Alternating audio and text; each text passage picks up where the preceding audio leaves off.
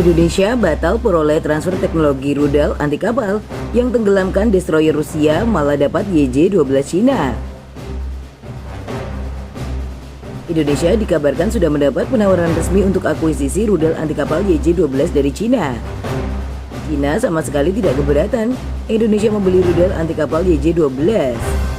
Masalahnya, apakah Indonesia jika jadi membeli YJ-12 akan menempatkan rudal itu untuk menjaga Natuna Utara? Jika iya, maka pilihan tidak bijak, lantaran pengklaim Natuna Utara ialah Cina itu sendiri.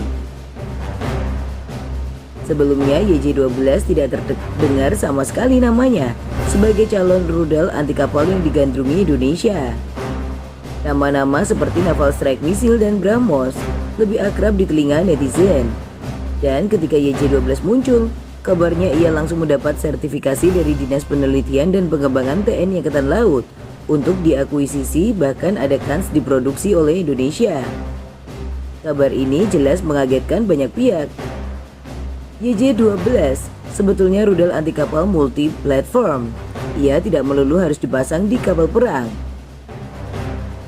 YJ-12B dapat dilihat sebagai versi rudal anti kapal Angkatan Laut YJ-12 yang diluncurkan di darat. Jika Indonesia membeli versi ekspor dari YJ-12, kemampuannya biasa saja. Tapi bila Indonesia mau sedikit melanggar aturan Missile Technology Control Regime, ada kans Cina mau membagi teknologi YJ-12 original berjangkauan 400 hingga 500 km. YJ-12 versi ekspor hanya berjangkau 290 km.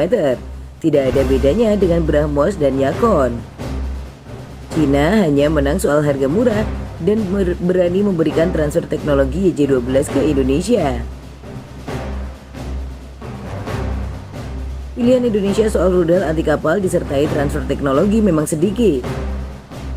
Sebelumnya sudah ada deal dengan Ukraina untuk membeli Neptune plus alih teknologi dari Ukraina. Neptune terbukti berbahaya karena menenggelamkan kapal destroyer Rusia Moskwa. Produsen rudal anti kapal Neptune, Ukroboronprom, bahkan sudah beberapa kali mengadakan pembicaraan dengan Indonesia. Secara prinsip mereka setuju menjual sekaligus alih teknologi Neptune ke Indonesia. Namun gara-gara ulah Rusia menyerang Ukraina, Ukroboronprom condong membuat rudal Neptune untuk militer Ukraina lebih dulu dan menangguhkan ekspor termasuk ke Indonesia.